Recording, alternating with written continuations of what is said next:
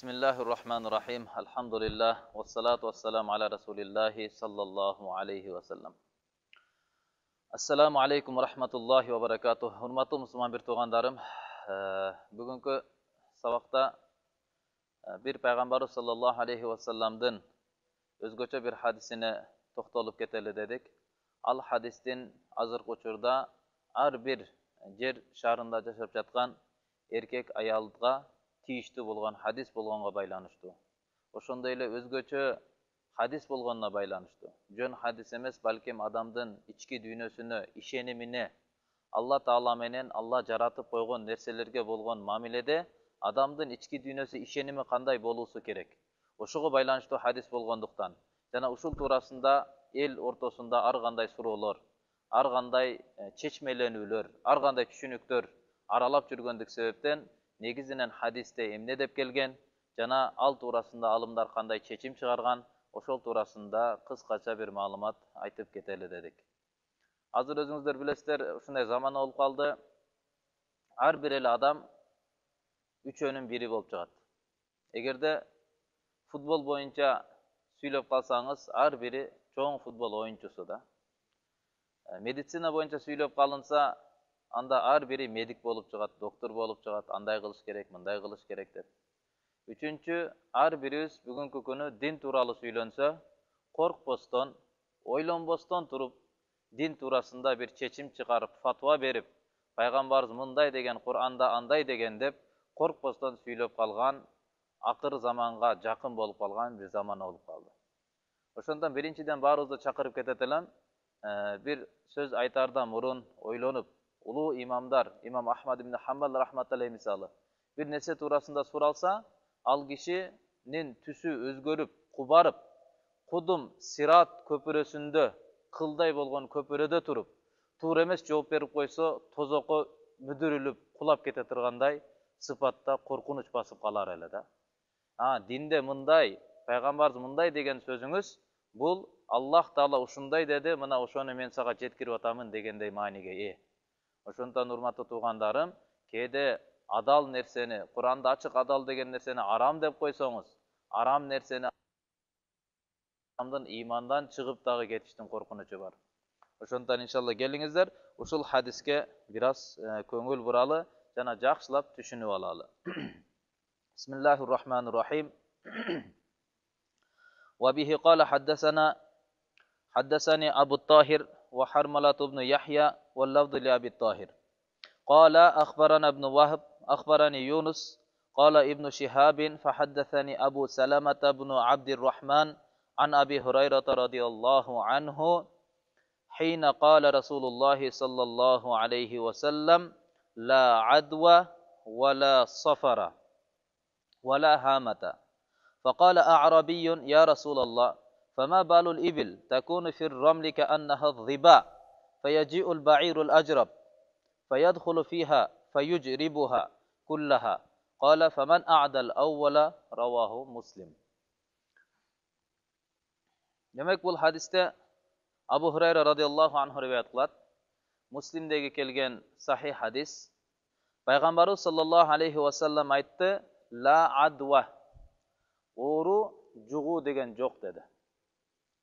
Oru jugu jok degende bul sözdü ugup bir Arabi, Beduin, toğda yaşagan bir Arap Peygamberimiz aytıp kaldı. Anda töölөрдүн abalı kanday.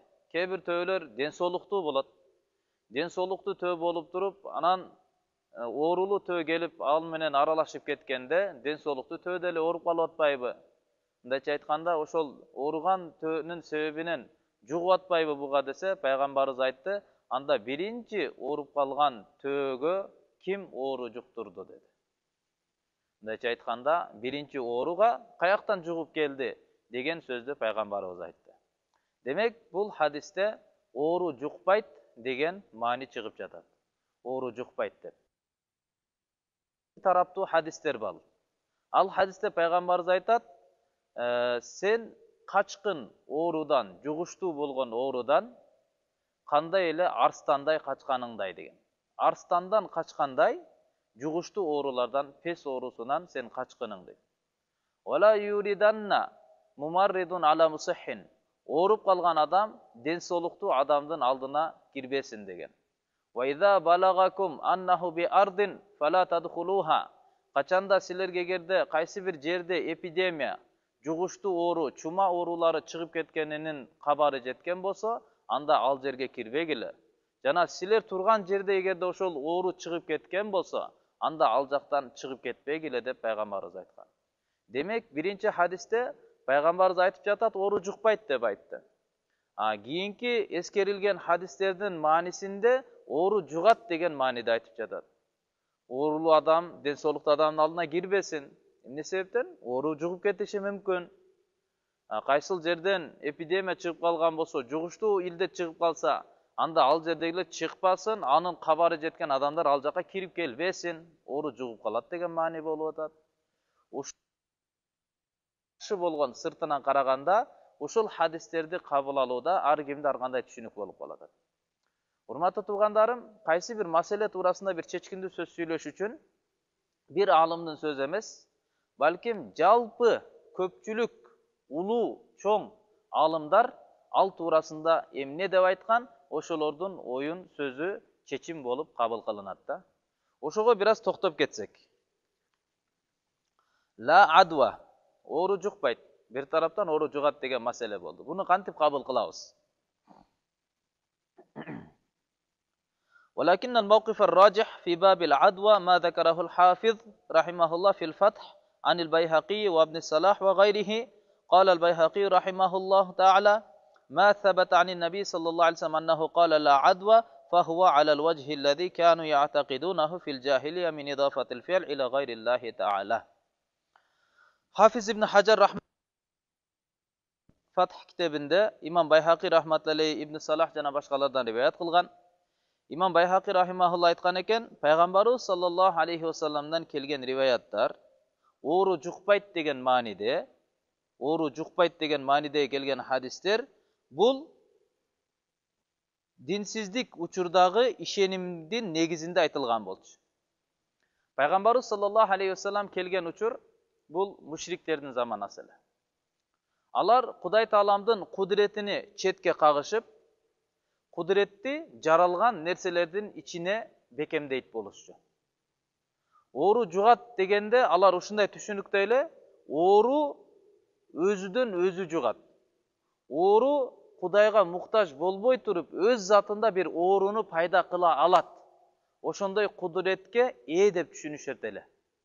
Oşolordun tuura emes, şirk bolup kalgan işenimini kaytarуу üçün Peygamberimiz sallallahu aleyhi ve sellem aytkan, oğrunu juğu degen jok. Kanday manide? Oğru kudretini Allah Taala'dan üzüp koyup, oğrunun özü oğru payda kılat, oğru özü oğrutat degen manide, oğrunun juğusu jok dep Peygamberimiz aytkan deydi. Allah Taala özünün kaloosu menen den soolуктуу adam oğrulu adamga aralaşkandık sebepten ortada birigip, ortada biri-birini aralaşуу bolup ketken bolsa, anda oşonu ekinci adamdın oğrusuna sebep kılıp koyot Allah Taala özünün kaloosu menen deydi.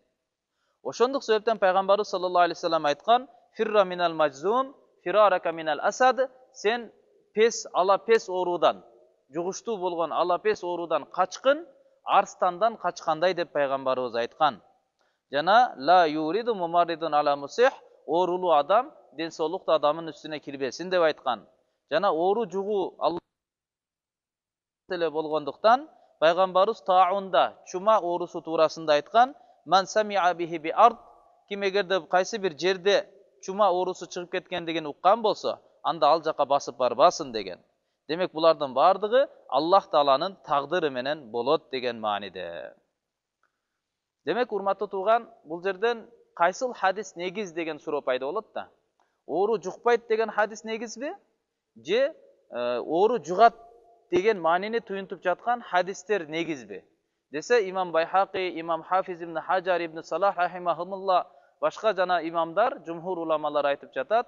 Demek oğru jugat Allah Taala'nın kaloosu menen degen hadis negiz bolot. Oğru jukpayt degenden manisin uşunday түшүнөбүz. Oğru öz zatında başka adamdın den soolugunda bir oğrunu payda kıla albayt dep түшүнөт ekенбиz da. Demek urmatlı tuğandarım, Allah Taala'nın kaaloosu bolmoyun oorу жукпайт. Бирок оору жугуу деген маселе бар. Демек, сиз менен биз сактаныш керек экенбиз. Сактанууга биз тийишпиз.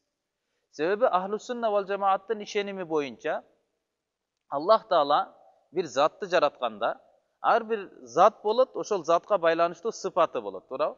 Мисалга ала турган болсок, Аллах Таала отту жараткан, ошол оттун күйгүзүүчү деген сыпаты бар. Ошол заттын ичинде сыпатты Аллах Таала койгон.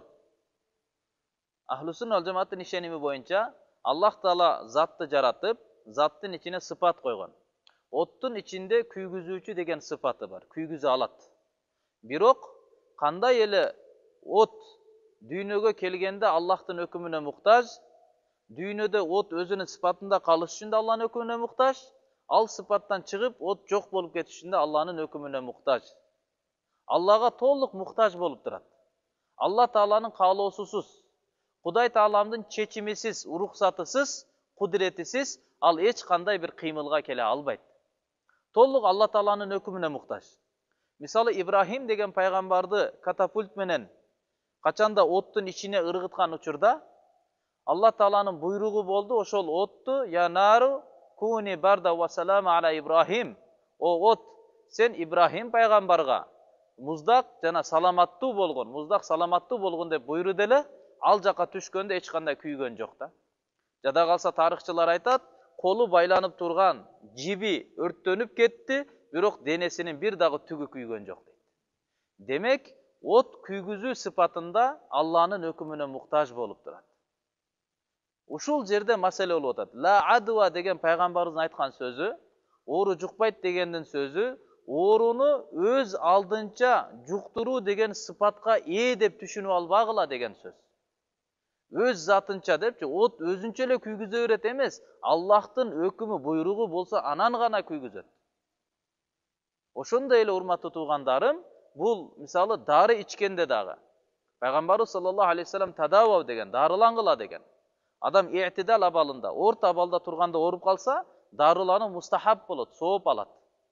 Эгерде бир дене мүчөсүнүн иштебей калуусуна, дене мүчөсүнөн арылып калууга, же биротоло өзүнүн жашоосунан айрылып калууга коркунуч болуп калган болсо, үстөн болуп калган болсо коркунучу, анда дарыланышы милдеттүү түрдө важип болуп эсептелет. Ал эми эгерде дарыланбай турган болсо, анда ал адам күнөөкөр болот, өзүн өлтүргөн сыяктуу болуп калат. Бирок дарын ичкенде кандай ишеним менен ичебиз? Дарын ичкен учурда Кудай Таалам каалаган болсо гана Алла Таала шифа берет деп ишенебиз да. Дарынын өз затында 100% ушундай таасири бар дебейбиз. Алла Таала сыпатты койгон, бирок ошол сыпат натыйжа берүү үчүн Алла Тааланын өкүмүнө муктаж да. Ошол маселеде пайгамбарыбыз саллаллаху алейхи вассалам айткан ла адва деген, оору жукпайт. Кандай мааниде? Оору өз затында башка бир ооруну пайда кыла албайт. Алла Тааланын чечими, Алла Тааланын каалоосу болмоюнча деген сөз, урматтуу туугандарым. Ошондуктан бүгүнкү башыбызга келген кырдаалда, оору жукпайт деп пайгамбарыбыз алейхиссалам айткан деп элдер менен чогула берүү, элдер менен контактка бара берүү, алар менен мамиле, тыгыз мамилени кылып кол алышып, бир чогуу жүрө бериштик. Бул урматтуу тууган, бул шариятыбызга бул туура эмес көрүнүш болуп калат. Пайгамбарыбыз алейхиссалам айткан сөз оору жукпайт дегенде туура кабыл кылыш керекпиз. Эми адамдарда ар кандай экен да, мисалы алымдардын бир айткан сөзү бар, адамдар көз тийүү, пайгамбарыбыз айткан ал айну хаккун деген. Ушуга жакшылап көңүл буруп койсоңуздар, урматтуу туугандар. Пайгамбарыбыз айткан көз тийүү бул чындык деген. Көз тиет. Адамдын көз тийүү таасири бар. Бирок ушул пайгамбарыбыздын айткан сөзүнө көз тийүү чындык дегенде, көз тийгенге ушунчалык биз ишенип калдык, Алла Таала сактайт дегенге караганда көбүрөөк ишенип алдык да. Алла Таалага таянбастан, Кудай Таалам көз тийүүдөн сактай турган эмнелерди жаратып берген, кандай амалдарды, эмнелерди кылыш керекпиз. Аларга караганда көз тийүү дегенге ишеничибиз күчөйүп бекем болуп кеткен да. Ошол сыяктуу бүгүнкү көрүнүштө дагы оору жугат экен, пайгамбарыбыз бул туурасында айткан, Алланын каалоосу менен гана жугат экен десек, биротоло бул тарап болуп кетти. Болду, оору жугат гана, болду, аны менен 100% эми сактаныш керек, бирок Алла сактайт деген нерсе кетип калды да жүрөгүбүздөн. Жок, урматтуу тууган, ислам дини орто.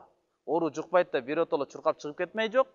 Оору жугат экен деп биротоло ооруну Кудай кылып алуу дагы жок. Кудай даражасына отургузуп, мертебесине отургузуп коюу дагы жок. Демек, Алла Таала каалоосу менен жугат. Алла каалабаса жукпайт. Тагдырда жок болгон болсо оорубайсыз. Эгерде чачыңыздан тартып, тырмагыңызга чейин бактериялар, вирустар курчап алган болсо, бирок Аллах Таала тагдырыңызга ооруну жазбаган болсо, Аллах каалабаса, ал оору сизди оорута албайт. Сиздин денеңизге бир илдетти пайда кыла албайт. Аллахтын каалоосу менен гана жугат деген сөз. Бир мисал менен, кыскача мисал менен түшүндүргөндө, жан жагынын өзүнүн себеби бар. Дүйнө себептер дүйнөсү. Анын себеби кайсыл? Булуттун келүүсү. Кара булут келди. Эми келгенде сөзсүз жан жайбы? Жок тууганым. Алла кааласа жайт. Алла каалаган болсо булут аркылуу жаадырат. Алла кааласа булут келет, бирок жан жабай кайра өтүп кетет. Ошол эле мисалда, оорулуу адамдын алдында олтурсаңыз, ооруну пайда кыла турган бир себеп пайда болду. Булут келип калды деген сыяктуу. Ооруну пайда кылып турган бир себеп пайда болду. Бирок Алла кааласа ошол оору аркылуу сизди оорутат, бирок Алла кааласа сизди оорутпайт.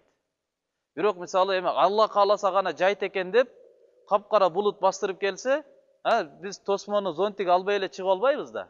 Албетте этияттык кылабыз. Ошол сыяктуу урматтуу тууган, Пайгамбарыбыз алейхиссалам эми оору Алланын каалоосу менен жугат дегенден кийин Алла кааласа болот деп чыгып кете бериштик. Бул акылга, шариатка, тобокелдикке бул каршы нерсе болуп калат, урматтуу туугандар.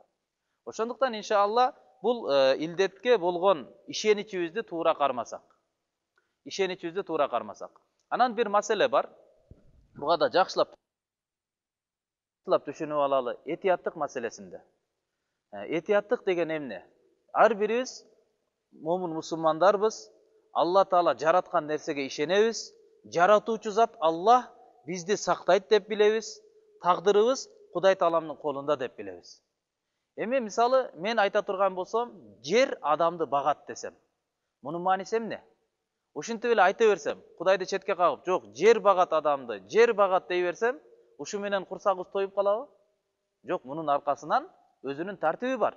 Жер багат дегендин мааниси барып жерге мээнет кыл деген сөз. Өз ыкмасы менен, тартиби менен, жол жобосу менен жерге барып жер чабып, суу коюп, эгин эгип, отоп, оруп ала турган болсок, анан ошол аркылуу түшүм келет деген сөз да. Ошол сыяктуу урматтуу туугандарым, Кудай Таалам кааласа гана оору жугат деп атабыз. Сактайт Алла гана деп атабыз. Оорудан сактоочу Алла, оору жуктуруучу Алла. Мунун мааниси эмне? Эми кантип Алла сактайт? Эмне кылышыбыз керек? Биздин ишеничибиз жана кылган амалыбыз кандай болуш керек? Кантип Аллага тобокелдик кылыш керекпиз? Тобокелдиктин жолу кандай? Үйдө эле отура берсек ошол тобокелдик болуп калабы? Эл менен аралашпай койсок эле ошол тобокелдик болуп калабы? Же дагы башка нерсе кылыш керекпизби? Ошого бир аз токтолуп, ушул нерсени бир аз айырмалап, түшүнүп, жашообузга алып келген аракетини кылалы. Демек, мен азыр айтып өткөн нерседе эки нерсе болуп атат. Бири этияттык, этият болуу, сактануу. Экинчи, Алла Таалага дагы тобокел болуу, тобокелдик кылуу. Өзүдү Аллага тапшыруу. Бул экөө бири-бирине карама-каршы келбей турган нерсе, балким бири экинчисини толуктай турган нерсе. Сактануу корккондук себептен болбойт. Ошол оорудан коркуп, Кудайдан корккондой, оорудан коркуп, ушул оору мени оорутуп коет, оору мени өлтүрөт деп болбойт сактануу. Адамдар менен учурашпайбыз, кол алышпайбыз, чыкпайбыз, үйдө олтурабыз. Эмне үчүн? Оорудан корккондук себептен эмес, Кудай Тааламдан корккондуктан. Кудай Тааламдын өкүмү, көрсөтмөсү болгондуктан. Шариат, ислам дини сизге буйруган, эл менен аралашпаңыз деп буйруган. Мына ошондуктан эл менен аралашпайбыз. Түшүнүп атабыз да? Демек, этияттык маселеси бар. Мисалы, Якуб алейхиссалам, Якуб пайгамбар.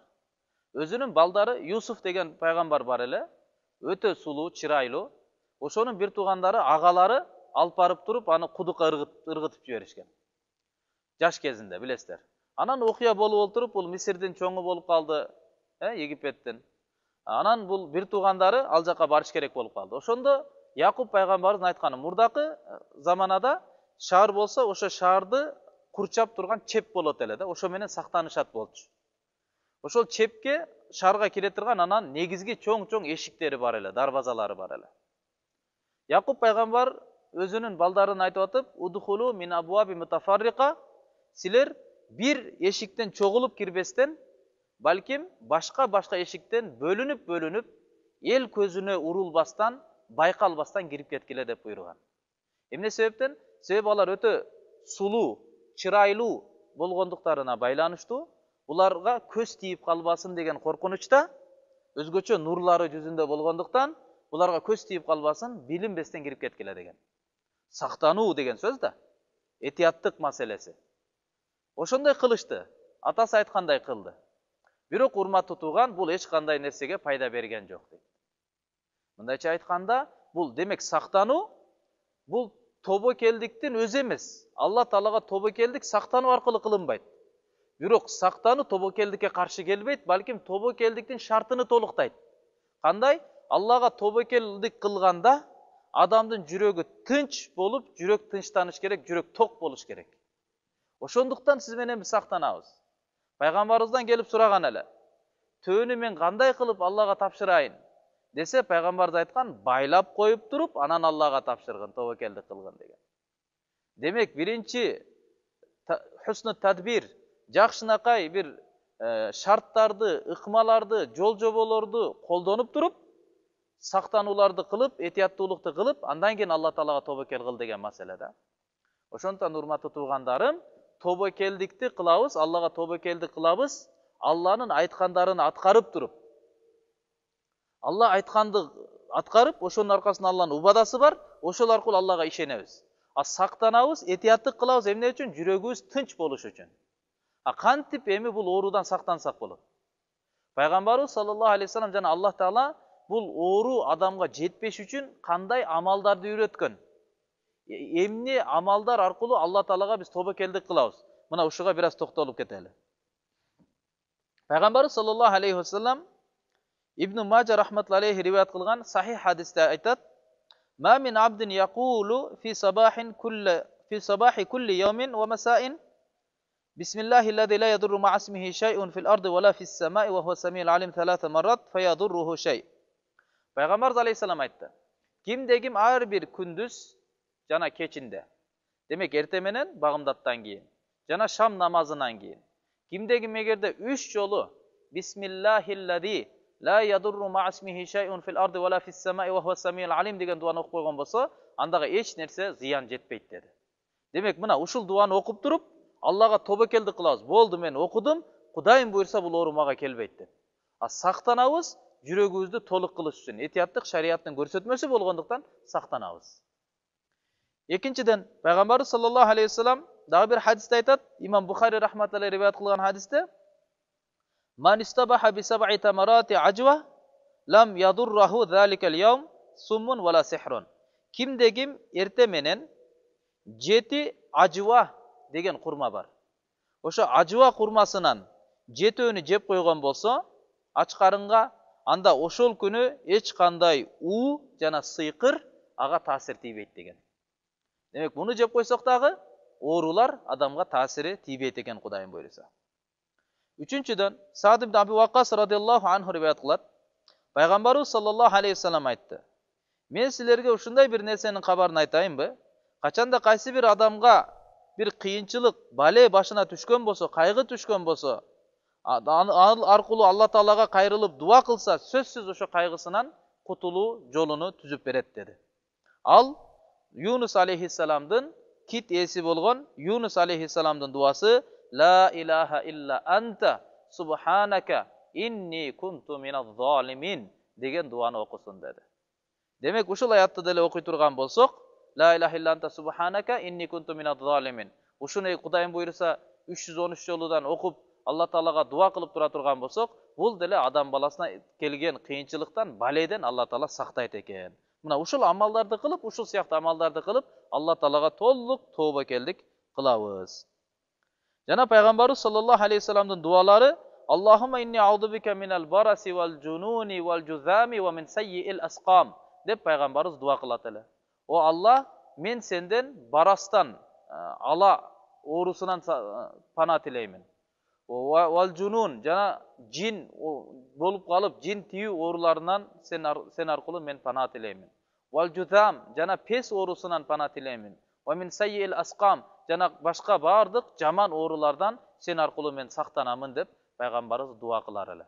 Uşul duany dagı bagımdaptan keyin, şamdan keyin 3 joludan okup tursa, Kudayım buyursa, adam balasına uşunday oorular, apat kırsıklar anın başına gelbeyt. Üçüncü dagı Peygamberimiz Aleyhisselam'ın duası var ele. Allahumma afini fi badani. Allahumma afini fi sam'i. Allahumma afini fi basari. La ilahe illa anta degen dua. Uşunu dele okuy turgan bolsa, Kudayım buyursa, siz menen bizdin denebиz, közübüz, kulağыбыз, den soluğubuz çın bolat. Onun duası o Allah'ım sen menin deneme, sen menin gözüme, sen menin kulağıma özün afiyat bergen, amandık bergen dep Allah Taala'dan dua kılıp Allah'dan tilenip durar ele. Urmatlı tuğandarım, bul başımızga gelgen kıyınçılık, bul koronavirus degen oğru siz menen bizge çoğun eskertүүчү bolup geldi. Özünün kölömü kiçinekey bolgon menen, birok bul oğrunun kelgen maksatı ötö çoğun. Egerde oşol kelgen maksatты siz menen biz түшүнбөсөк, oşol eskertүүnü biz kabul kılbasak, sebebi Allah Taala'nın tartibi oşondoy, kaçan da adam balası özünün jaralgan maksatını unutup, özünün çiğip koygan çiğinini, özünün kölömünü unutup, aldındağı ilim açılıştardın sebebinen, verilgen baylıktardın sebebinen, önügüylördün sebebinen maktanıp, özünü biyik kötörüp, özünü kudaylıkты doğulanıp, Kuday Taalamды unutup, kalaganda yaşap kalganda, Allah Taala'nın uşunday eskertүүлөрü kelip duruu, bul Allah Taala'nın tartibi. Allah siz menen biz özüne kaytarуу üçün, Allah'ını estep, Allah'a biz muhtaç ekendigibizdi sezdirүү üçün, mına uşunday balelерди jönötüp turat da. Oşondan oşol eskerүүnü biz kabul alıp, özümüz günөөдөн чыгып, adal жашоого келбесек, Allah Taala'ga kulçuluğubuzdu көрсөтпөсөк, anda urmatlı tuğanım bir kança vakt ötöt, bul virüs kete beret, birok jer betinde basıp жүрgön virüs adam atı menen siz kala beresiz. Sebebi biz tolluk işenim menen biz. Kur'an, hadis siz menen bizge uşul түшүнүктү bergen. Düýnödögü jaratılıştın, kubuluştardın bardığı adamdın balasının kılıp jatkan күнөөсүнүн kesepeti bol esepteler. Zaharal fasadu fil barri wal bahr bima kasabat aydin nas. Kurgakta, suuda kança buzukuluk açıkka çıkkan bolsa, kança jaratılış kubuluşlarının kıyınçılıklarını bugünkü күндө görüp atabız. Oşonun bardığı adamdardın koldorunan kılgan kesepetterinden ulam deydi. Demek urmatlı tuğandarım, kança günөө bolsa, misалы asmanga taş tırgıtsanız, başыңызga gül жаабайт, özünüzді aldabайлы. Taş ыргытсак, başımızga taş kelip düşöt. Oşol siyahtı, biz kanday deneden amal çıksa, tınımsız fabrikadan tavar çıkkan siyahtı, buyumlar çıkkan siyahtı, bizdin denebizden dagı daim oşunday amaldar çıkıp durat. Jakşı je jaman, ortosu jok. Eger jaman amaldar çıga turgan bolsa, anda urmatlı tuğan başımızga kele turgan ушундай апат кырсыктарды өзүбүз тилеп алат экенбиз да. Ошондуктан бул келген илдеттин, коронавирустун siz menen biz çakırığını jakşına түшүнөлү. Bunun bergen nasatını jakşılap түшүнөлү. Emne nasat berip jatat? Emne üçün bizdi үйgө oturguzup koydu? Emne sebepten bizdi meşitke bargызбай koydu? Emne sebepten siz menen bizdin medreseleribizdi din kızmatkerlerinin kızmatынан tosulup kaldık? Demek urmatlı tuğan Allah Taala bir jariya kılıp atat. Birdekeni түшүндүргүсү kelip jatat. O pendelerim, silerdin mildet kılıp okugan namazыңардын maga кереги жок. Moynuңардағы kızmat siyahtı gelip durup kılıp koyayın, kılbasam bolboyt dep okugan namazыңардын кереги жок. Silerdin жөн эле bir-biriңерге мындай mandat katары көрүп алган диниңердин кызматынын кереги жок. Dinde bekem adamlar, dinde öskön adamlar, dindi sayasатташтырып, dinge gelgen жаңылар bolso, dindi bir moda katары kılıp alıp, brend katары kılıp alıp, андай урматтуу туган, demek ушул болгон абалдар аркылуу түшүнүп атабыз, Allah Taala siz menen бизден наразы экен деген. Үйгө дагы конок чакырсаңыз, кимди жакшы көрсөңүз, көңүлүңүз тартса, ошол адамды конокко чакырасыз. Эмне себептен Allah Taala'nын үйү болгон мечиттер бүгүнкү күндө бош калды? Эмне себептен мечиттен Кудай Таалам бизди тосуп койду? Demek урматтуу туган, биздин келип ибадат кылуубуз, ушул жерге келип чеке коюп намаз окуганыбыз менен Allah Taala'ны биз сүйүнтө албадык. Allah Taalаны разы кыла албадык, Аллага өзүбүздү жакындата албадык. Ошондуктан урматтуу туугандарым, келиңиздер ушул келген илдетмеге болгон ишеничибизди биринчиден оңдойлу. Жана ушул илдеттен сактануунун амалдары аркылуу Алла Таалага кайрылалы. Себеби Алла Таала ушуну өзүнө кайрылыш үчүн, Аллага жалынып жалбаруу үчүн ушул илдетти сиз менен бизге берди. Ошондуктан ушул апатта, ушул кыйынчылыкта Алла Тааланы унутуп коюп, кайра эле башка маселелерге башыбыз кирип кетпесин. 24 саат бою үйдө отуруп алып туруп, башка нерселер менен, күнөө иштер менен, интернет, башка нерселер менен дагы убактыбызды өткүзүп салбайлы, балким Аллах Таалага көбүрөөк ыйлап, ыйыбызды жаратканга жеткирели урматтуу туугандар. Элибизге, жерибизге, мамлекетибизге Аллахым тынчтык, амандык, береке жашоо берсин. Ушун үчүн ыйлап Аллах Тааладан дуа кылалы. Алинул Хавас рахимахулла чоң алымдардын бири айткан экен, качанда адамдын жерине bir эпидемия сыяктуу bir апат таркаган болсо, жугуштуу оору таркап кетсе, жана адам мурдакыдай эле жашап, мурдакыдай эле көңүл ачып, ойноп жүрө бере турган болсо, анда аны менен жаны бардын эшектин ортодо эч кандай айырмасы жок дептир да. Кечиресиздер урматтуу туугандар, бирок ушундай кыйынчылык болуп атса, Алла наразы экендигини көрүп турсак, дагы эле анан кийин мурдакыдай эле жыргап жүрө бере турган болсок, анда урматтуу тууган, бул өтө эле кенебестик, бул өтө эле адамгерчиликсиздик, балким адамдык сыпаттан чыгып, жаныбардык бир сыпат болуп калат экен да. Ошондуктан иншалла бул келген сиз менен биздин башыбызга келген бул вирустун, бул келген апаттын бере турган сабагын туура кабыл алалы. Жана мурда айтып өткөндөй, эгерде сиз менен биз, мен айтат элем да, бул корона вирус эмес. Корона вирус эмес. Балким жерде басып жүргөн сиз менен биз, мына мен экөөбүз вирус болуп атабыз да. Биздин амалыбыздын натыйжасы болуп жатат бул. Эгерде сиз менен биз оңолбосок, бул вирус кете берет, бирок басып жүргөн вирус дагы эле кала берет. Бул бир сүрөттө, коронанын сүрөтүндө Алла Тааланын бир наразычылыгы билинди. Бул кеткенден кийин эгер дагы эле биздин мамилебиз, туугандар менен болгон мамилебиз, Кудай Таала менен болгон мамилебиз, мамлекетибиз менен болгон мамилебиз, мамлекет башчылардын элдер менен болгон мамилеси дагы эле оңолбосо, ар ким өзүн ойлоп, курсагын ойлой бере турган болсо, анда мындан дагы башка Аллах Тааланын аскерлери, эскертүүлөрү көп урматтуу тууган. Кур'ан-ы Каримде Алла айтат: "Ва ла я'ламу жунуда раббика иллаху". Сенин Роббиңдин аскерлерини Алла өзү гана билет дейт. Канча деген аскерлер бар. Көзгө көрүнбөгөн нерсенин акыбалын, чечимини таппай калдык го. Кандай деген өнүккөн замана деп түшүнүп аттык эле. Бирок көзгө көрүнбөгөн нерсе менен Алла Таала кандай сиз менен биздин алсыз экендигибизди түшүндүрүп койду. Эми элестетиңиз, ушул вирус ушунчалык сиз менен бизди кыйнап койсо, вирустун кудайы болгон Аллах бизге кандай кудуреттүү? Алланын кудурети канчалык? Ошол затка эртең күнүбүз түшүп кабырга барганда, Алла Таалага күнүбүз түшүп кыяматка чыкканда, акыбалыбыз кандай болот? Мына ушул эскертүүлөрдүн бардыгын берүү үчүн, урматтуу туугандарым, ушул кыйынчылык сиз менен биздин башыбызга келди. Ошондон иншалла кыйынчылыкта бардыгыбыз бир бололу. Жүрөгүбүздү бир кылалы. Күнөө мен тараптан кетти деп түшүнөлү. Мына менден кетти, менин айыбымдын себебинен ушундай жашоодо кыйынчылык болуп атат деп урматтуу тууган түшүнөлү. Имам Шафии рахматулла айткан экен: "Иза раайта ваба кад фаша фa'lam анна зина кад фаша". Качанда сен көрүп калсаң дейт, бир жугуштуу бир оорунун элдерге тарап кеткендигини көрсөң, анда билгин дейт, зина ортодо таркап кетти дейт. Никесиз катташуулар таркап кетти. Көздүн зинасы жайылып кетти. Адат эле болуп калды. Туура эмес нерселерди көрүш адат болуп калды. Уятсыз нерселерди сүйлөө адат болуп калды. Уятсыз нерселерди угуу адат болуп калды.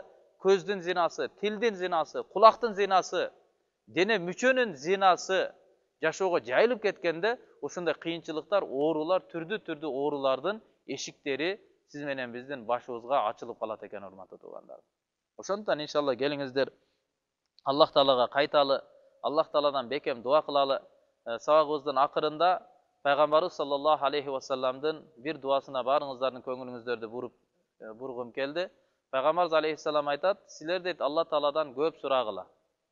Ис'алуллаха ал-афва вал-афията вал-муафата фид дуnya вал-ахира". Алла Тааладан афу, күнөөңөрдүн кечирилүүсүнү сурагыла. Вал-афия, саламаттыкты сурагыла.